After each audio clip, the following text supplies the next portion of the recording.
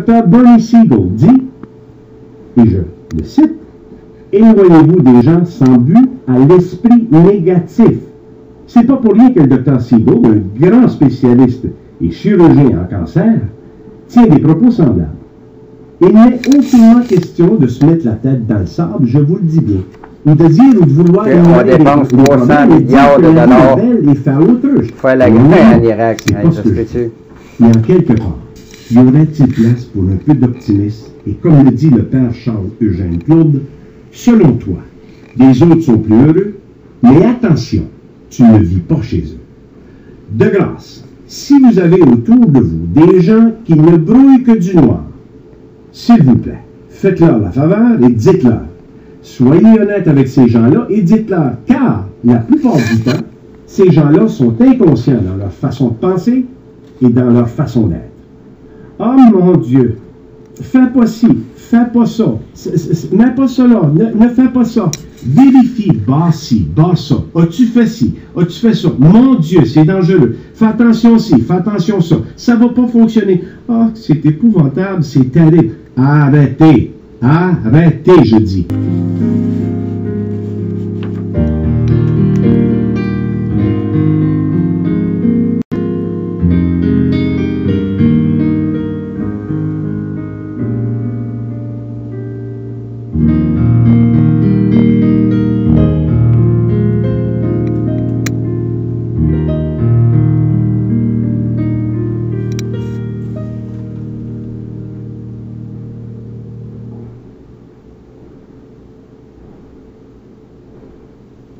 L'inquiétude qui rend malade. Dieu que les gens ont le don.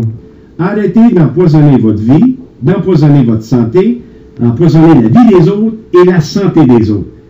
Taisez-vous si vous êtes pour détruire les autres. Les gens qui n'ont jamais rien positif à dire, il faut les remettre à l'ordre. Le négatif, je le dis bien, c'est en tant que médecin que je vous le dis, le négatif détruit. Les gens négatifs se détruisent et détruisent la vie des autres. Et c'est un peu comme les nouvelles. Toujours, ou presque, du négatif. Il faut apprendre à penser autrement. Prenez le temps de prendre 5 bonnes respirations, d'avoir simplement, juste, une bonne idée positive, ne serait-ce que pour 24 heures. Une bonne marche de santé accompagnée de tout ça.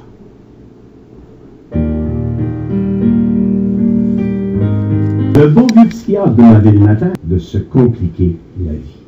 Docteur, je vis des malheurs qui n'arrivent pas. Combien de fois j'ai entendu ça? Et au début de ma pratique médicale, il y a 30 ans, le docteur Book recommandait à ses patients et patientes de prier, car c'était un élément important dans son arsenal thérapeutique. Alors vous devinez bien hein, qu'il était, en quelque sorte, la cible, par excellence, des gens narquois. Et pas seulement des gens de la rue. Les propres confrères. Les propres confrères. Pour moi, jeune médecin débutant, je trouvais cette pratique sensée parce que ma mère me répétait chaque jour, « Gilles, si je n'avais pas eu la prière, avec les 11 enfants, presque, ou même pauvres, on serait où? En 30 ans plus tard, où en sommes-nous? » Point d'interrogation. À chaque conférence que je prononce, je m'évertue à répéter aux gens que le tueur numéro 1 chez les gens, bien au-delà du cancer et des maladies cardiaques, c'est la peur et l'inquiétude. Oui, vous avez bien entendu, la peur et l'inquiétude. Plus de 50% des lits dans les hôpitaux sont occupés par des gens inquiets. Pourquoi? Est-ce que les gens ont appris? Et tu dis, Doc, tu n'exagères pas cette... Non, non, non, je peux vous le dire, j'ai 30 ans d'expérience. Est-ce que les gens apprennent? Est-ce que le nombre de maladies et de gens malades, est-ce que ça diminue? Malgré l'évolution des choses? Pas du tout. Les gens vivent de peur, vivent d'inquiétude dans un monde ludique, dominé par l'avoir et tout ce qui est achetable. Amenez-en, c'est du matériel. On a délaissé la qualité du bien-être intérieur pour faire place au bien-être extérieur, à savoir tout ce qui est palpable et tout ce qui est achetable. Les gens vivent 20 ans à l'avance, tout en espérant que les choses, avec le temps, vont s'améliorer et que ça va changer. Mes chers amis, comment pouvons-nous avoir confiance dans le Créateur et son œuvre si on n'a même pas confiance en soi? Que ce soit génétique, acquis, temporaire, permanent, l'inquiétude, je vous le répète, rend malade. S'inquiéter pour un enfant malade, c'est normal. S'inquiéter pour un mauvais diagnostic, c'est valable et normal. Mais il ne faut pas, par exemple, rendre l'enfant plus malade en s'inquiétant davantage. Or, le problème n'est pas l'inquiétude. C'est de trouver des solutions internes pour justement changer ou encore altérer la chimie du cerveau. Et l'une des premières choses à faire, c'est de parler.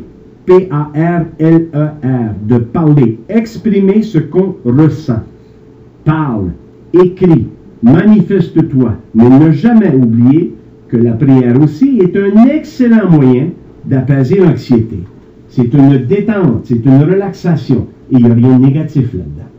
Les études démontrent que la prière et la méditation rééquilibrent la chimie du cerveau. Et il y a une expression qui dit, et que j'aime beaucoup, c'est par l'intermédiaire de nos amis que Dieu prend soin de nous. Ça veut dire que si on parle à des gens qui ont confiance en nous et en qui on a confiance, c'est thérapeutique. Et un autre conseil pour apaiser l'inquiétude, c'est d'aller marcher dans la nature. L'exercice permet de rajuster les hormones et les neurotransmetteurs du cerveau.